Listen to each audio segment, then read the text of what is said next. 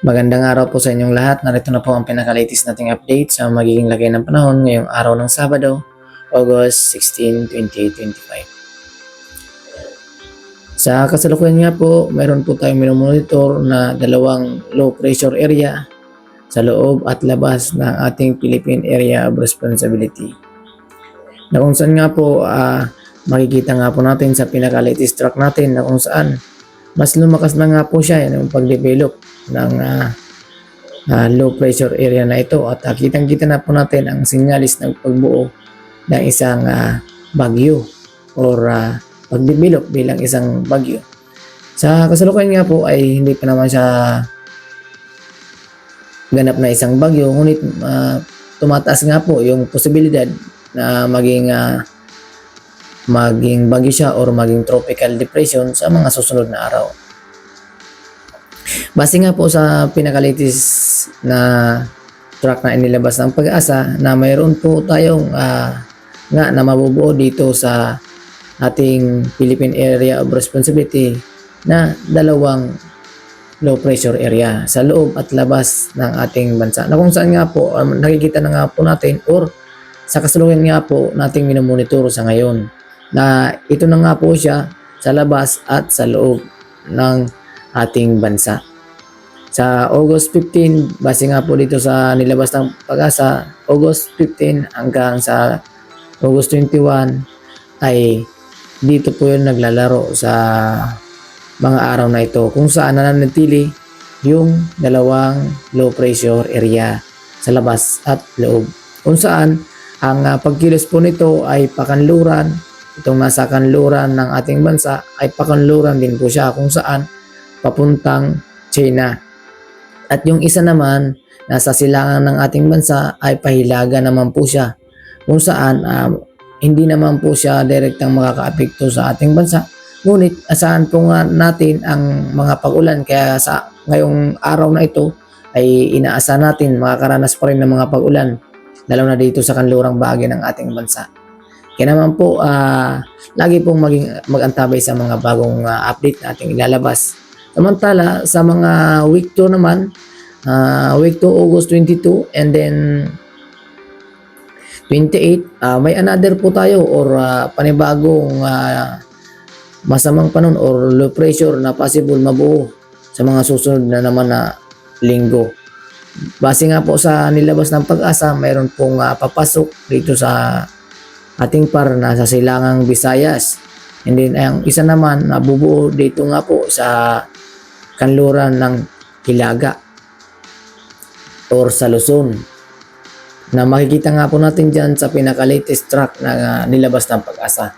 Yan po ay base po yan sa nilabas ng Pag-asa.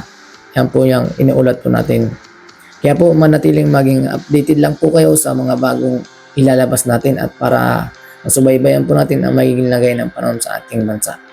At yan nga po ang para naman po sa maging lagay ng ating panahon ngayong Sabado sa ating bansa or sa iba't ibang rehiyon ng ating bansa, lalo na dito sa Luzon.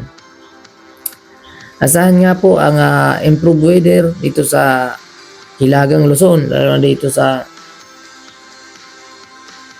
Hilagang Luzon na kung saan Ilocos Norte, Cagayan, asahan po ang improved weather. Ngunit may mga posibilidad pa rin po ng mga pag-ulan lalo na pagdating ng hapon at gabi dahil po sa localized thunderstorm.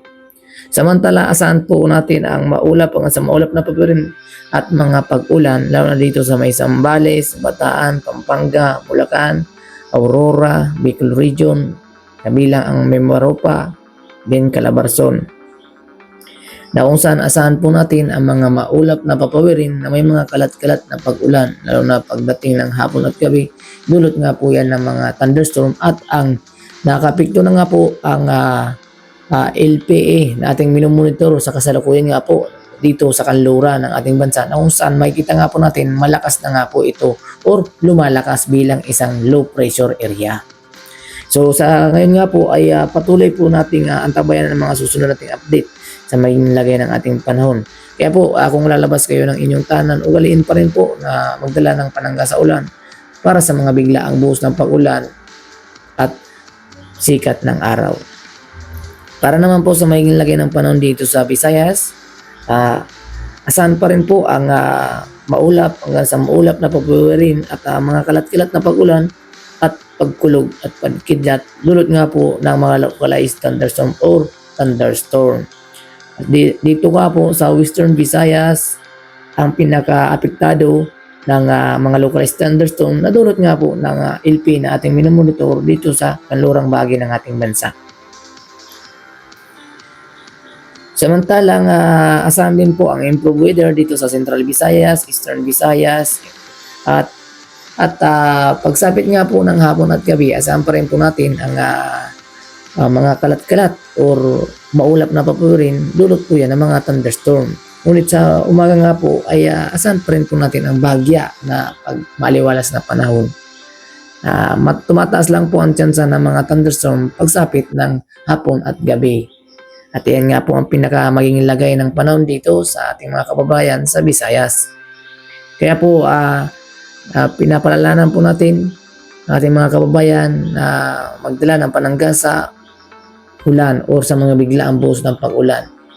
Muka lalabas kayo ng inyong tahanan. Para naman po sa magiging lagay ng panahon dito sa Mindanao, ay asahan pa rin po natin ang improved weather kung saan makikita nga po natin dahil sa paglayo ng low pressure area ay asahan po natin ang bagyang pag-aliwalas ng panahon sa mga kababayan natin dito sa area ng Mindanao. Samantala, tumataas pa rin po ang mga localized thunderstorm pagsapit ng hapon at gabi. Kaya po paghandaan po natin yan or mga isolated po yan o isolated case na lang po yan.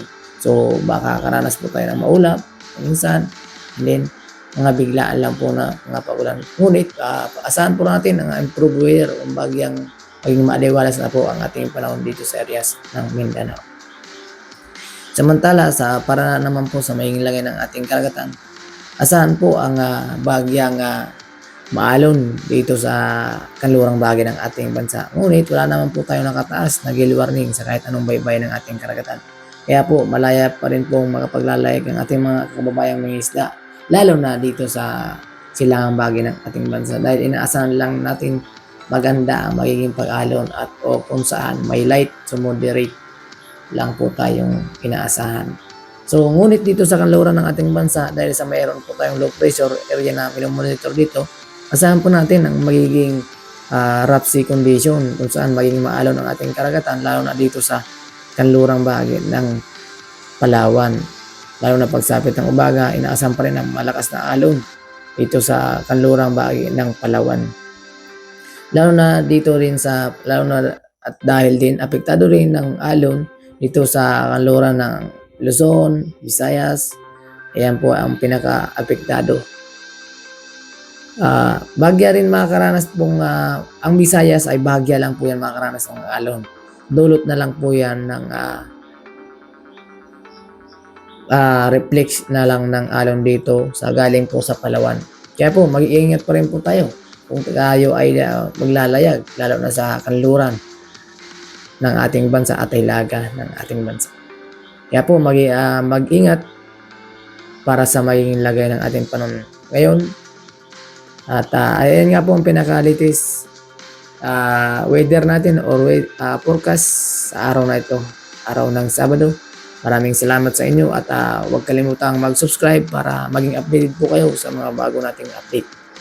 At para makatulong po tayo sa ating mga kababayan, lalo sa mga nangangailangan ng forecast, paki-like and share na rin po para maging makatulong po tayo sa iba. Maraming salamat sa inyong mga taga-subaybay ng aming YouTube channel. Thank you and God bless us all guys. Bye for now.